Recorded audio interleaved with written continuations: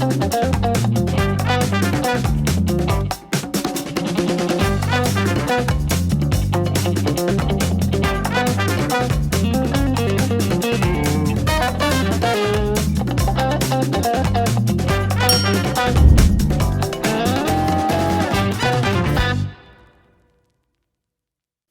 to another episode of Founder Unboxed. I'm Kabir Lal, your host. This is the space where we go beyond balance sheets and boardrooms to explore the humanness of entrepreneurship, the journeys, passions, and the inner worlds of founders. Today, I'm joined by Mr. Piyush Prakash, founder and managing director of DAAT Architects. Over its remarkable 44-year journey, DAAT has completed more than 2,000 projects from institutional campuses, corporate complexes to resorts, housing, taxi stands, and large-scale industrial facilities. A graduate of the prestigious School of Planning and Architecture, Piyush's design thesis was so compelling that it was adopted by the Ministry of Railways. He is a dedicated leader at the BNI Gurgaon and Faridabad as an area director consultant, helping launch and support the 32 chapters in the region. Beyond architecture and business networking, Piyush's life has been full of remarkable stories, from playing cricket at the university level to a role as chairman of the Chirag Cancer Foundation to an unexpected detour into Bollywood playback singing. Well, Bollywood's loss was indeed architecture's gain. So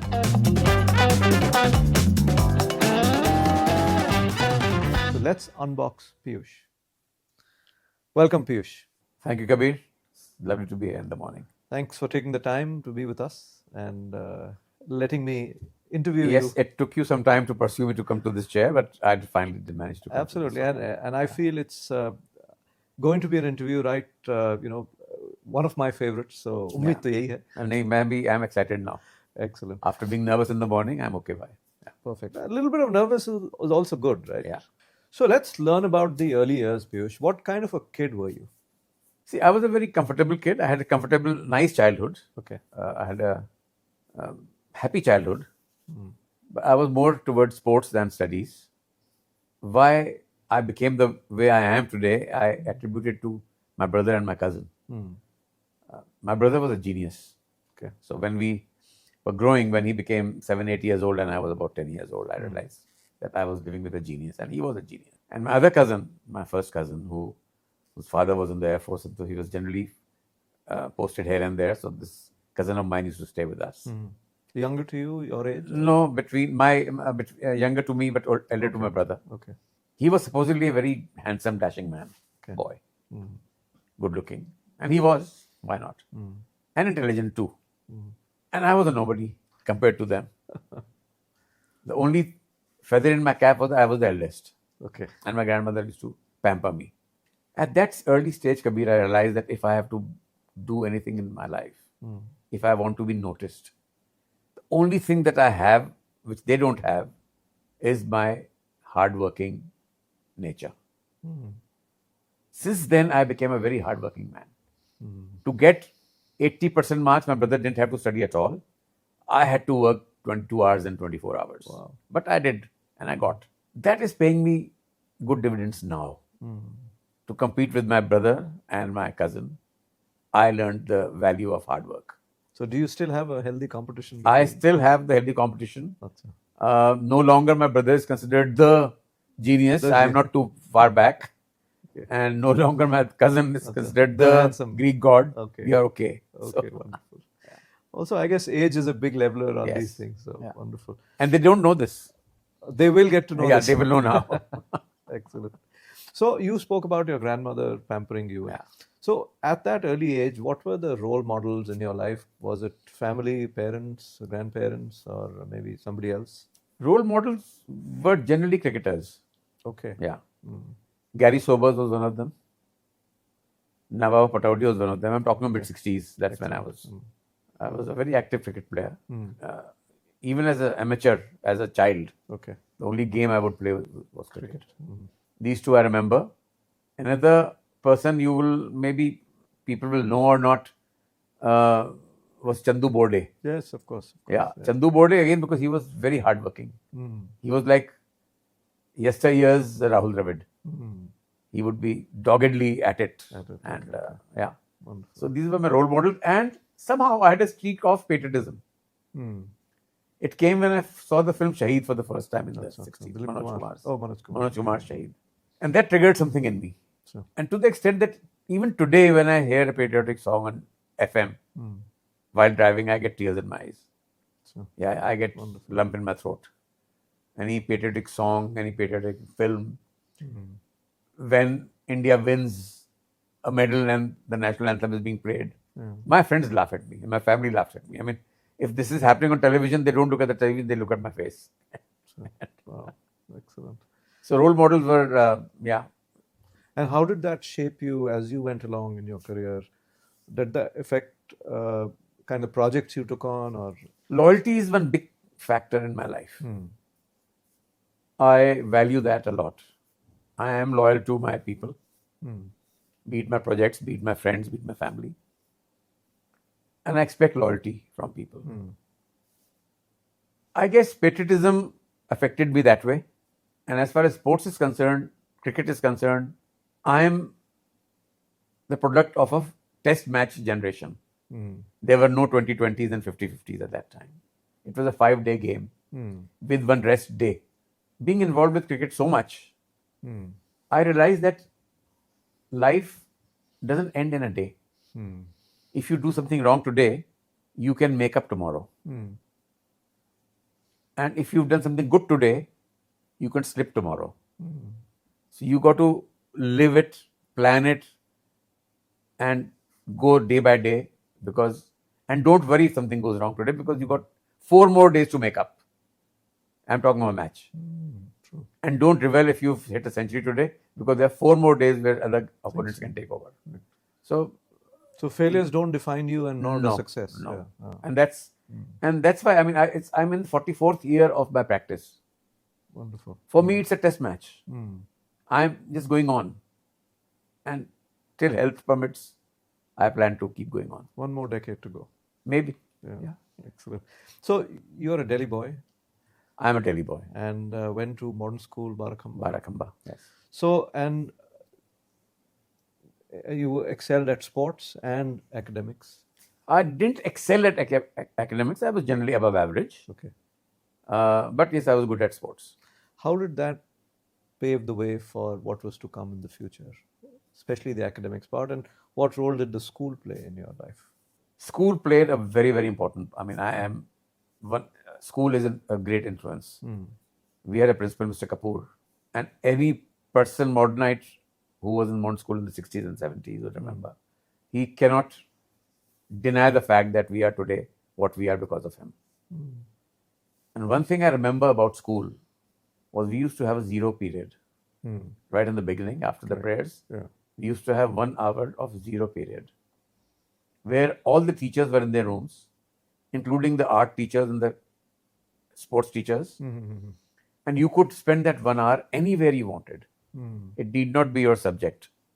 So if you like dance, you could go to the dance class, room. If you like music, you could go to the music teacher. So I would go to my cricketry. And aero modeling also was a passion with me. I would go there also. So that was 1 hour the school gave you to do what you wanted to do. And then we had, of course, regular classes. So that was an important... learning also. That to let the person be. You don't have to if I'm a science student, I don't have to only do physics, chemistry, maths. Structure ke bahar bhi. Yeah, there is. I did a whole lot of clay modeling. Achha. I did a whole lot of aero modeling. Okay. Of course, cricket. Wonderful. Now, was it at that time you knew that you wanted to become an architect? No. Since the age of 10, I only wanted to become a fighter pilot. Actually. Ever a cricketer? Cricketers never made their 2 ends meet. So I played cricket. I played cricket at a university level, college level, etc. But never thought of becoming one, because that was not a profession you chose. Cricket was not a profession. Then, I guess. But fighter pilot was something I wanted to become since the age of 10. My reports card say that. What do you want to become? Fighter pilot. Wow. Not even pilot, fighter pilot. And I did almost become one. I did get through the NDA. I got through NDA with merit. A Of course, at that time, I wasn't in the Air Force. I mean, it was common stream.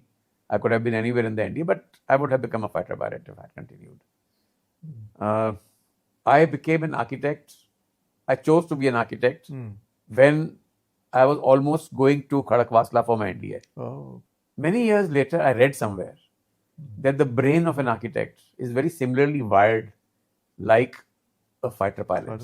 Oh, because we both think in 4 dimensions and 3 dimensions. We both imagine space, dissect it, bisect it to reach our aim. A fighter pilot gets a fuel tank, his bombs, his machine, his aircraft, and is given a task. He does not know the route that he'll take. He does not know the problems that he will face on the route. Correct. And he has to hit that task and come back. Similarly, an architect is given a budget, a plot, a time limit, and a building type. And he has to, and only he can imagine how he'll do it. Very, very true. Yeah. So in those days, in the non-3D computer times, the brain used to work. And I was very happy and satisfied that, okay, I took the right decision. And almost similar to a fighter almost pilot. similar to, yeah. I'm also curious, what happened to the 17 colleges? How many did you get? I cleared all. Oh, I cleared all, yeah. Excellent. No, I don't see you as an Army or Air Force person at all, in fact. I don't know, people do. With my disciplined approach, many people ask me, are you retired? But you are disciplined because of your choice, right? You impose or you come out as a, authoritative person for your choice. I think in the Army or in the Air Force, it's a little imposed and it's a little expected in a way. I think it's expected in the beginning, but then it becomes second nature. True. Yeah. There's the organization we are part of, actually, both of us. It's also a very disciplined, systematic organization, and it takes time to adapt to it. But once you adapt, it becomes life. So you chose School of Planning and Architecture. I chose. And what year was this? 72. And these 4 years that you were there, 6 years. 6 years, sorry. How did that mold you as an individual and, of course, as an architect?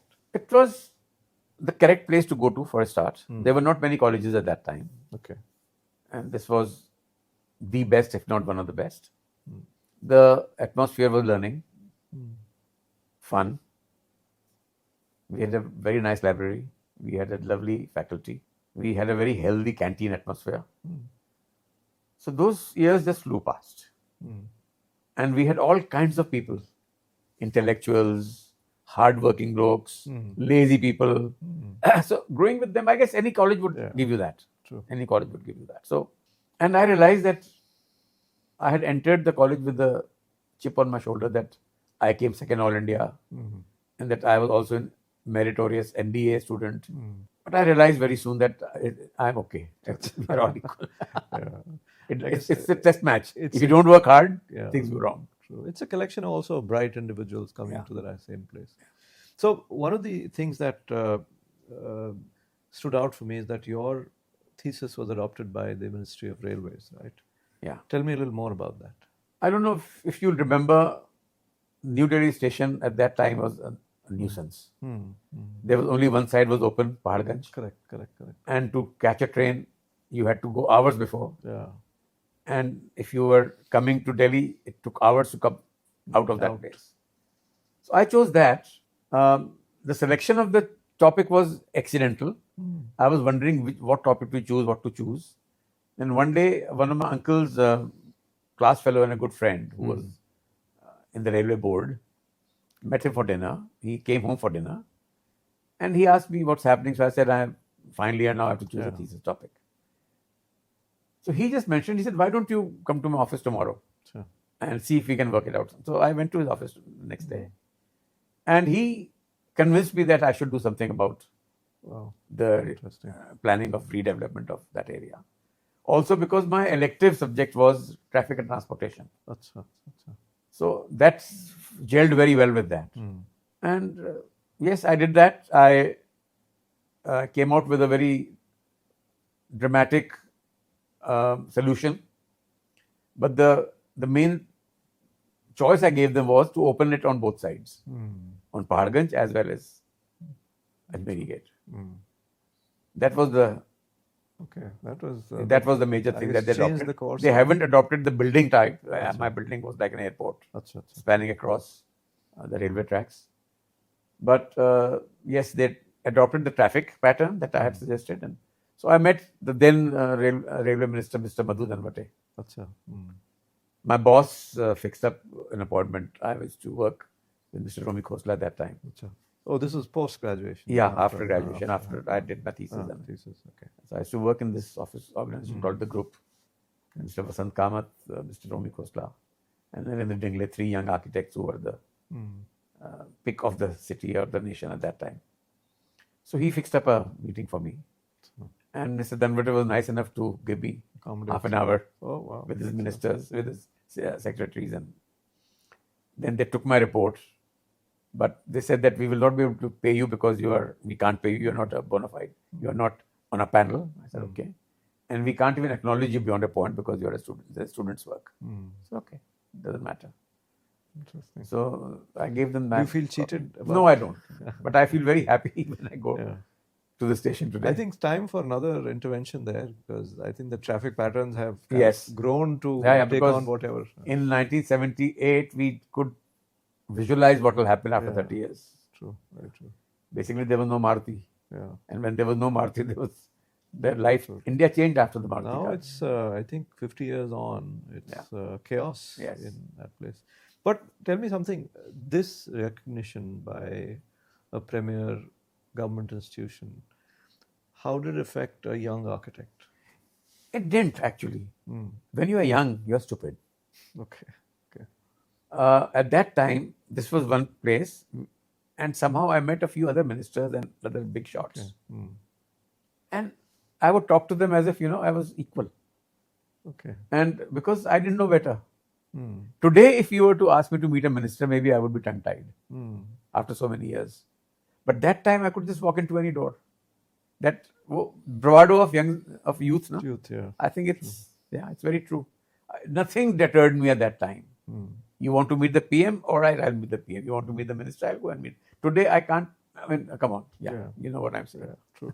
So, paint me a picture for 70s and 80s on how did your career move? How did you, and what was also going on at the personal front at that time? I mean, were you, in relationships? Or I married early. Okay.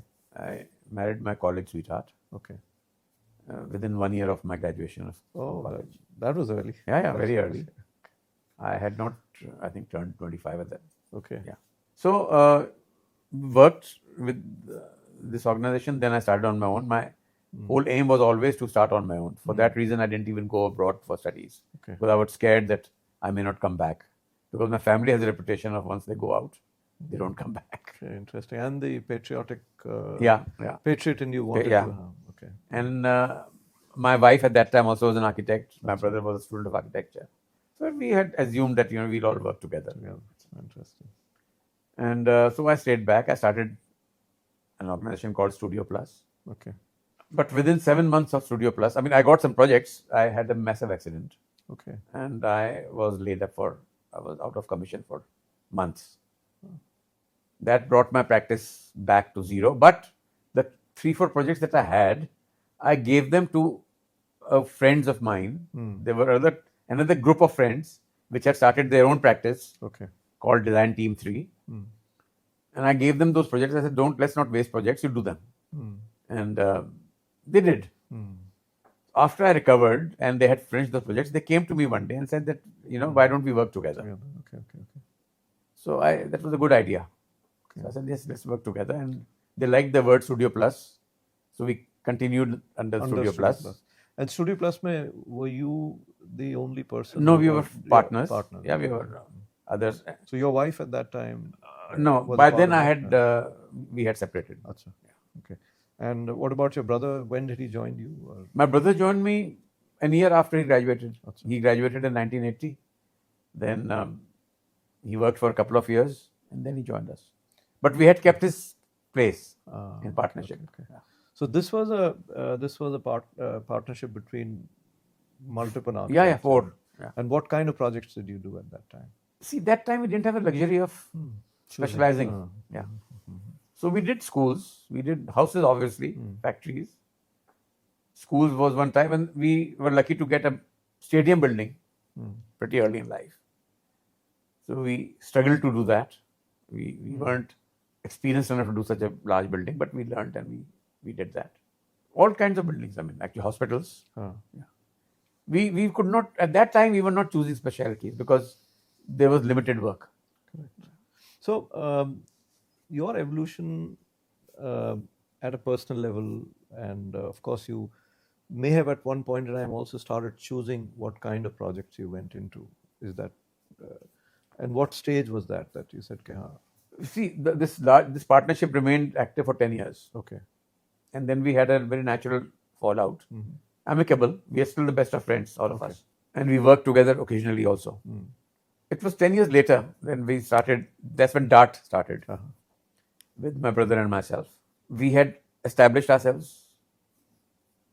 A bit of arrogance had started setting in. And like any successful professional, we had started saying no to smaller projects. Where one day we went for a Graha Pravesh of a project of ours, which was a very eminent surgeon of our city.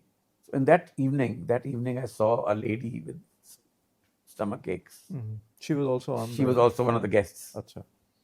And she would approach the surgeon for medicine, and he would say, "Auntie, I'm a surgeon. Auntie, I'm a surgeon." He would ignore her. Maybe he was too busy looking after his guests, or whatever the reason was. And I noticed, and I didn't like that. I always carry basic medicines in my pocket, even to date. Okay. So I gave her one painkiller, and she sort of blessed me, and she, I think, got okay. That night, I kept thinking about this, what happened. And I remembered as a child, we used to read that in India, there used to be 4 castes. Caste is the wrong word, maybe.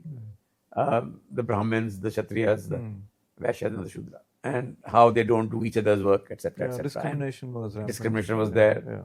And how it got abolished, and how it doesn't matter today. And I realized that, no, it matters today in a different way. I said, if a surgeon is unable to give a medicine or doesn't want to give a medicine for a pain, stomach aches, then he thinks that he's above the general practitioner. And if the general practitioner will not give something for the toothache, then he thinks that I'm above a dentist. So that got me thinking. I said, I should not do that because I have learned not to discriminate like that. So how can I bring that into my world and my practice? So in my own little way, what I did was that I said I will do all kinds of work. In fact, there was an interview at that time that I gave to a magazine, which I don't remember exact words. I do all kinds of works for all kinds of people, for all kinds of buildings, for all kinds of sites, all kinds of budgets, etc., etc. Because I decided that I will not say no to any job, big or small.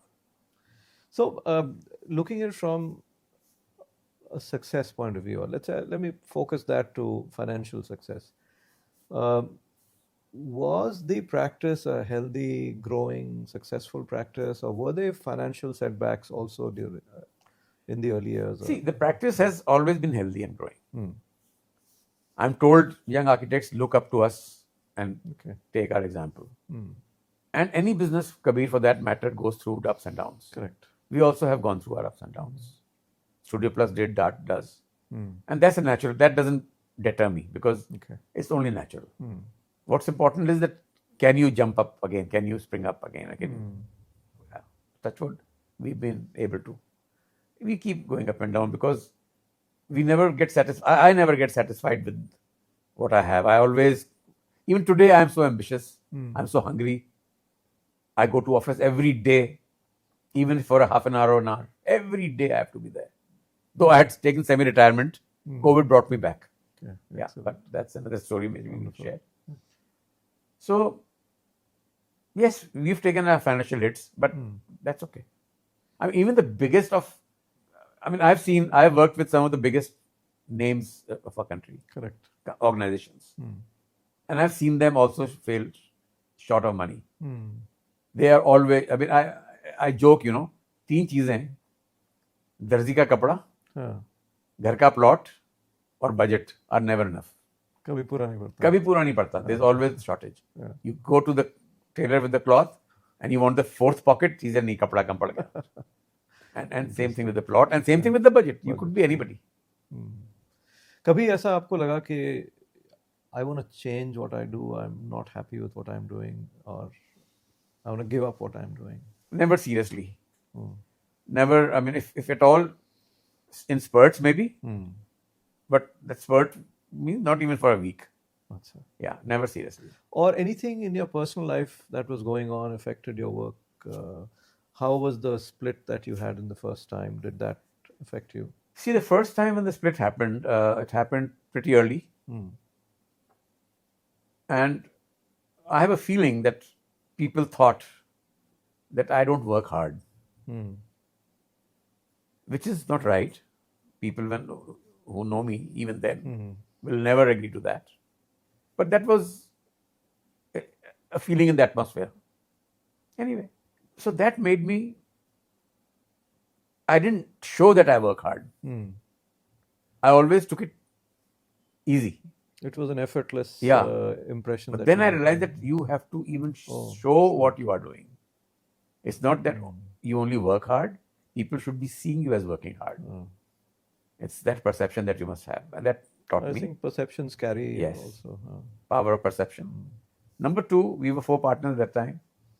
So I volunteered myself to be the traveling architect. Achha.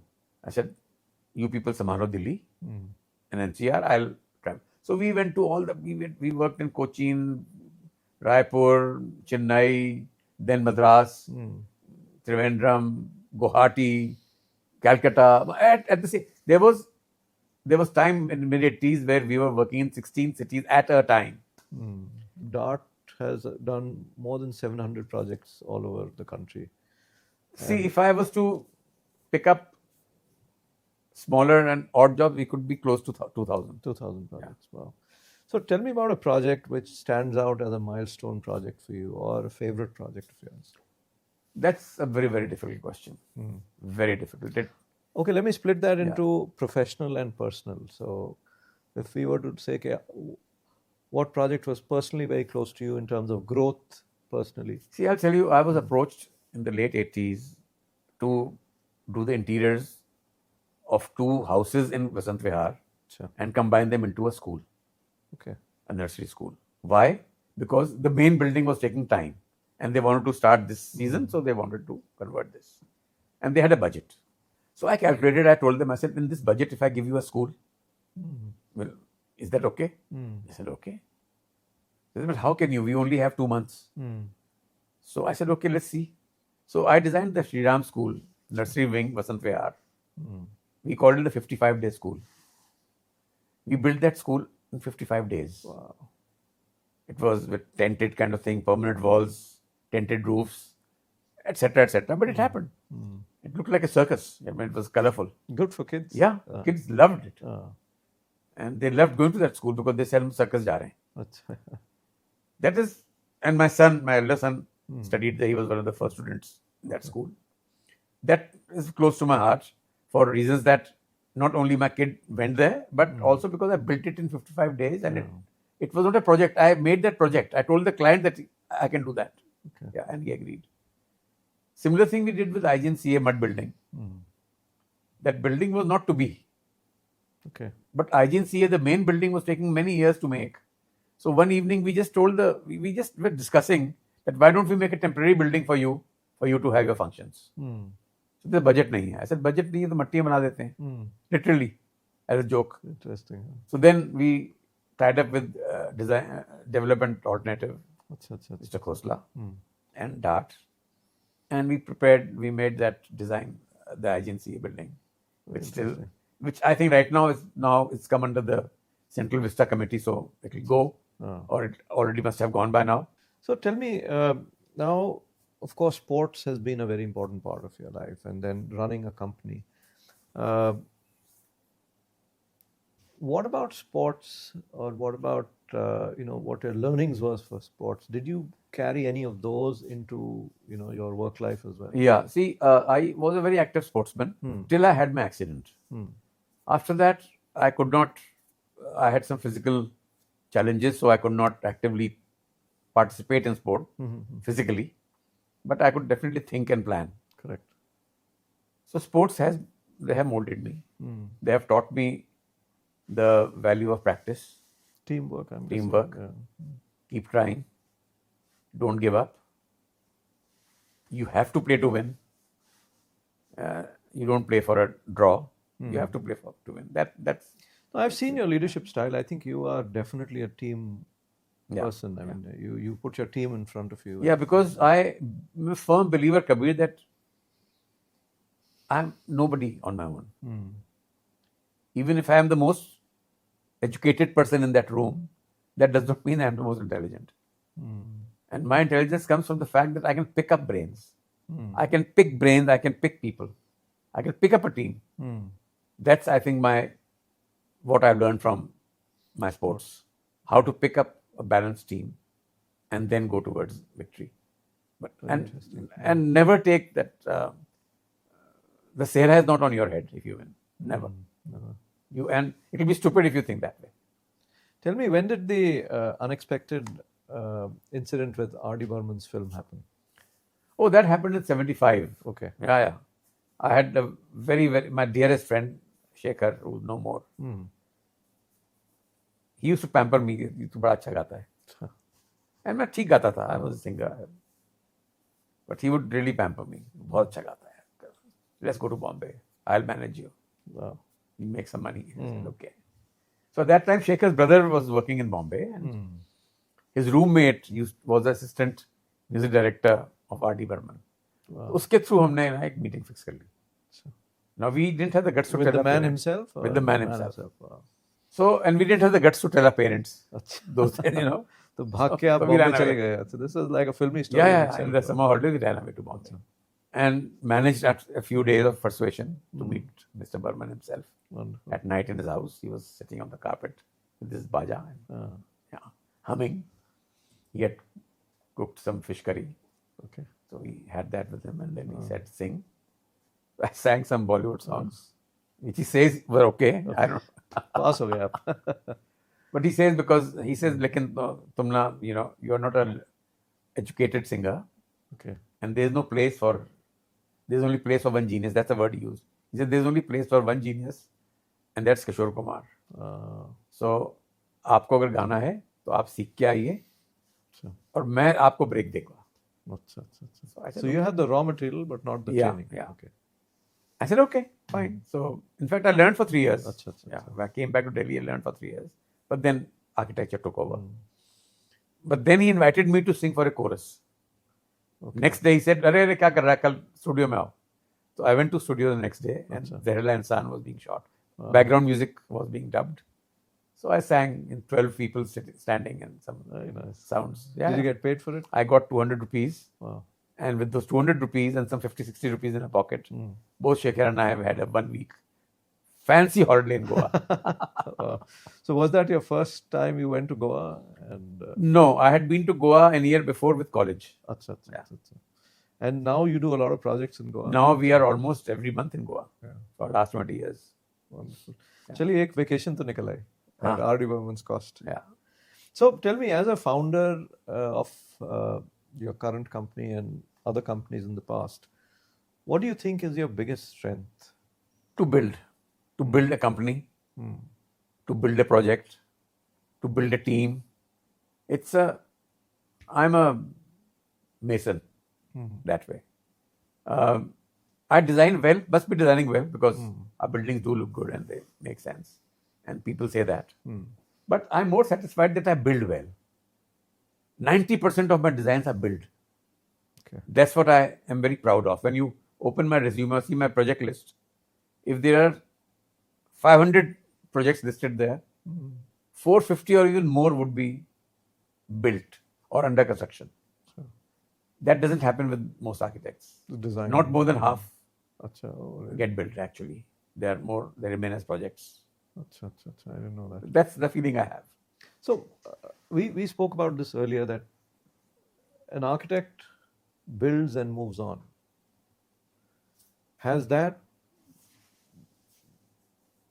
been affected by who you are as a person, or has the concept of architecture affected you as a person? Because you continue to build and move on in your current avatar and BNI as well. Yeah. So I build and what move came on. first? I build and move on.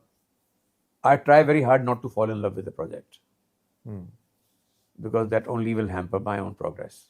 But architects are not don't usually do that. They fall in love with their projects. In the fictional architects of the books that we have read, fall in love with their work. It's very limiting. If a doctor doesn't fall in love with his patient, why should we fall in love with the project? That we only limit ourselves. And I always compare myself to, our profession is nothing less than a doctor's or a RV. I mean, it's a profession. We can't, ऐसे नहीं हो सकता. Has this also crept into your personal life in any way, in terms of your relationships and things like that? Because on the other side, you mentioned that loyalty is a very big thing for you. So aren't these a little, contradictory in nature? See, I'm still loyal to my old clients. I'm still loyal to my old projects. I moved on. Doesn't mean that I've become their enemies. Sure. If they will call me or the project will demand my presence, I'll definitely go back and help. In fact, I have retained clients for 30 years. I'm still working with people I was working 30 years back with. Wonderful. I've done 15 to 25 projects with so many people. Okay. Yeah. So that way, loyalty is with the client. Loyalty is with the person. And his projects are, yes, my projects, I'm loyal to them. If I have, in BNI, if we've not talked of BNI yet, but if I've launched a project, a chapter and moved on, doesn't mean that I still am on their group. Correct. And I'm watching what's happening there. And I will not let them sink. What do you think is your biggest blind spot as an architect or as an individual? What do you think you still feel is, My to weak be point? desired? Yeah. No, one problem with me is that I trust very fast. Okay. And my trust has been broken in the past. But the problem is I'll again trust the same man. Okay. Yeah. If it happens with clients, it's happening right now with the client, a very big client who we did a lot of work with, but then they broke our trust. They approached me last month for a very big project again. Okay. And I'm all willing to do that, but my office is resisting. Okay. They're holding me back. He said, when will you learn, boss? I said, I don't know.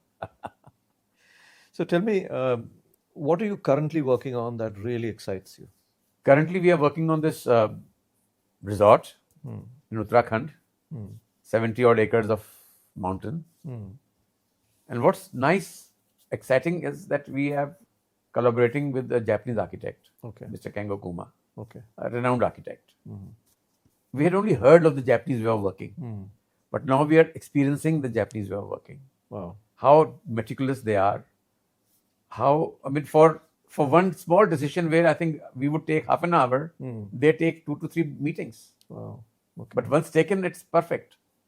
I'm at this ripe old age of 70, I'm learning the value of that detail and enjoying it. And the other few projects that I'm doing, I've already started incorporating those values. Yeah. Interesting. That's very interesting. So it's also learning experience for you? It's learning. I'm still learning. But again, I'm not regretting the fact that I didn't do it earlier. Because the need of the time was that. Different, yeah. And today maybe I'm at a place where I can have the luxury of spending that kind of time. No, and I think I must compliment you. I think, that's hugely, it comes with a growth mindset that you're open to learning, you're open to changing, and you look for opportunities to grow. Yes. I think that's very commendable. So, I think before we wind up, I want to take you into our rapid fire section. Okay. And you have to give me quick answers. Oh, okay. And I'm going to ask you very quick questions, very short questions. So give me one business trick or business hack that you swear by. Never give up. You will never make the money if you think you will make it. and you will never make a loss if you thought you were going to make it. You don't know where it's going to come. वो गाहक और मौत कहाँ से आती है गांधी जी का is perfect actually. I have made huge amounts of money on projects I thought I'll make a loss. And I have made huge losses on projects I thought I'll make a huge amount of money. So that's my hack, that don't give up. Just if there's a stone, turn it. Interesting. Now, one personal productivity or life hack that you follow every day or follow closely? Very simple. Honesty. I mean, it may sound very dramatic. Okay. Honesty, hard work, and give your best. I may not be 100% genius, but even if I'm 80% genius, I'm going to give you 88%. I'm going to give you 10% more than what I can do. So I'll always try to do that 10% extra what I can do. I remember that example you talk about is the 1% more on a continuous basis, consistent basis. Yeah, that's one of the my favorite modules of training. I guess we'll come back to that and we'll have to talk about that later. Tell me about a book or a building or an architect that continues to inspire you. See, books have gone out of my life. Okay. Sadly. I'm unable to concentrate for such a long period. But the one book which had influenced me in my younger days was Atlas Shrugged. Okay. And the film that inspired me was a film not known to many people in our country. It was a film called A Man Called Horse. Yeah. What about an architect? Would you like to name an architect anywhere at any time? Different architects, different times. As a student, FLW, Frank Lloyd Wright was definitely a favorite of not only mine but of many people.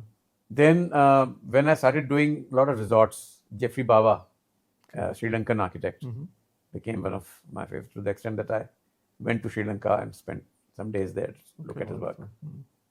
Very, very impressive. And I'll take a name which people may be shocked at. In today's world, I am very impressed by Mr. Hafiz Contractor. Because he has shown us what an architect can do to a country, to a city. Positive or negative doesn't matter, but he has brought architecture into the limelight. Wonderful. And people have started talking about architecture.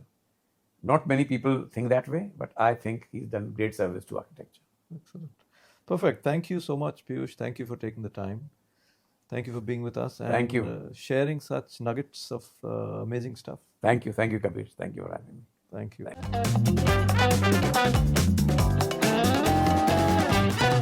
Thank you again, Piyush.